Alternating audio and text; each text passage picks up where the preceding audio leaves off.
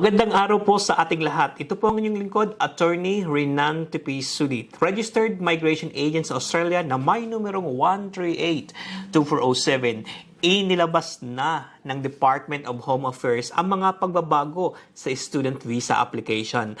Naririto na ang Genuine Student Requirement na siyang papalit sa Genuine Temporary Entrant o ang tinatawag nating GTE. Kaya naman, minarapat ng inyong lingkod na gumawa ng FAQs o ng Frequently Asked Questions na may karampatang mga kasagutan upang matulungan natin ang ating mga kababayang international students sa Australia. Ganoon din ang mga nagbabalak maging international students sa Australia.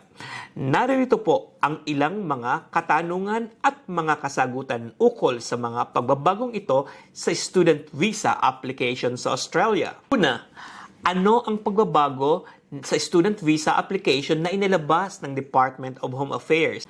Ang pagbabago na inilabas ng Department of Home Affairs ay ang pagpapalit ng Genuine Temporary Entrant o GTE sa Genuine Student Requirement o GS. Ang ibig sabihin, ang mga aplikasyon na isusumite mula March 23, 2024 ay riribisahin sa ilalim na ng Genuine Student Requirement.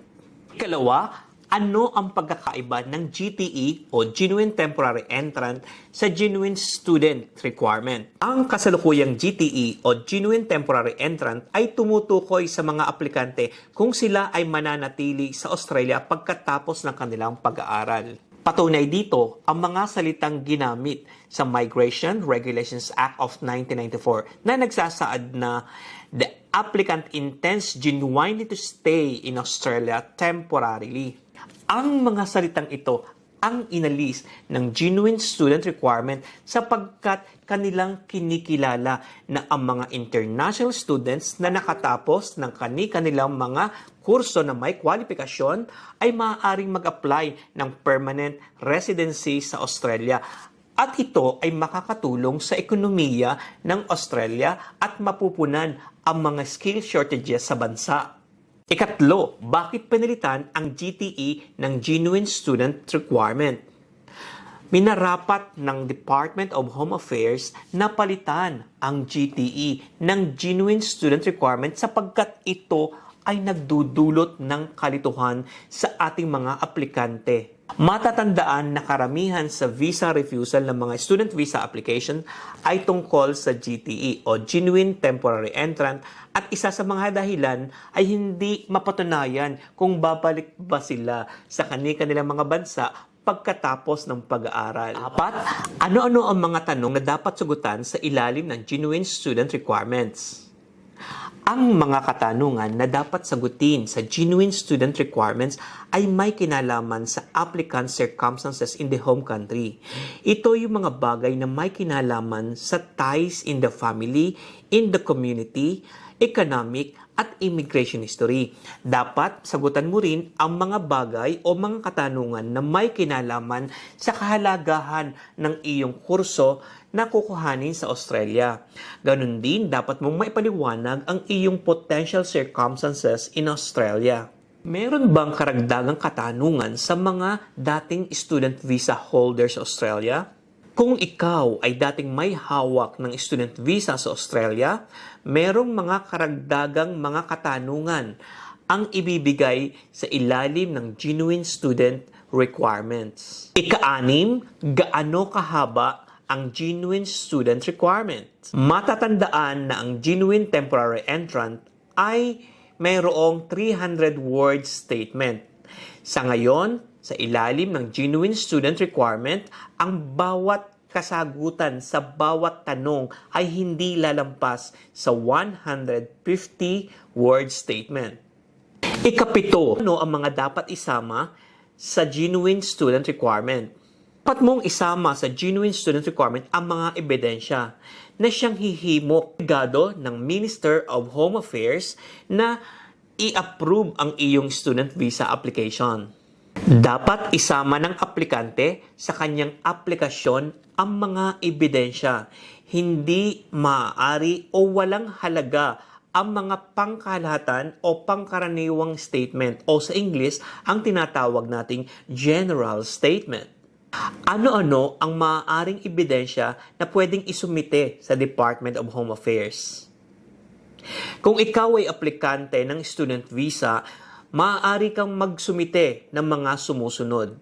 Kung ito ay nagpapatunay ng iyong pag-aaral, kinakailangang isumite mo ang iyong transcript of records, certificate of attainment, at iba pang mga school documents. Kung ito naman ay nagpapatunay ng iyong employment, marapat lamang na isumite mo ang iyong certificate of employment kasama ang mga contact details ng iyong employer ng mga taong dapat kontakin upang makumpirma ang iyong employment. Ganun din, dapat isama mo ang period of employment. Ano ang ibig sabihin ng situation of the applicant in the home country na parte ng genuine student requirement? Ang ibig sabihin nito, ikukonsidera ng Department of Home Affairs ang mga salik na tulad ng bakit gustong mag-aral ng estudyante sa Australia sa halip na sa kanilang bansa. Kanila ding ikukonsidera kung meron bang military commitments at meron din bang financial capacity. Ano ang ibig sabihin ng situation in the home country na parte ng genuine student requirement? Ikukonsidera ng Department of Home Affairs ang mga salik na tulad ng sumusunod. Ang dahilan ng aplikante bakit gusto niya mag-aral sa Australia sa halip na sa kanyang bansa. Ikukonsidera din ng Department of Home Affairs ang economic circumstances, ang personal ties niya sa kanyang bansa o meron ba siyang military commitment. Ano-ano ang mga factors na gagamitin ng Department of Home Affairs para malaman ang potential circumstances ng aplikante sa Australia? Maaaring gamitin ng Department of Home Affairs ang mga sumusunod. Ang iyong antas ng iyong kurso na kukuhanin sa Australia at bakit mo pinili. Ang provider kung saan ka mag-aaral, ang nakaraang pag-aaral at kwalifikasyon, ang iyong plano sa pamumuhay, at ang pagkakaroon ng financial stability. Paano maipaliliwanag ang kahalagahan ng kurso na iyong kukuhanin sa Australia? Ipaliliwanag ng aplikante ang kahalagahan ng kurso na kanyang kukuhanin kung ito ba ay tugma sa kanyang plano sa pamumuhay sa hinaharap. Kung magkaroon ba siya ng kwalifikasyon, ano ang mga opportunities na maghihintay sa kanya? Ano kahalaga ang immigration history sa student visa application? Walang pagbabago ang kahalagahan ng immigration history, maging ito man ay sa ilalim ng GTE o Genuine Temporary Entrant o sa ilalim ng Genuine Student Requirement. Ang ibig sabihin nito, ikukonsidera ng Department of Home Affairs ang pagbisita sa iba't ibang bansa. Meron ka bang visa refusal o cancellation sa iba't ibang bansa at ikaw ba ay tumalima sa iba't ibang visa conditions kasama na ang visa sa Australia? RPS, sulit ang visa mo.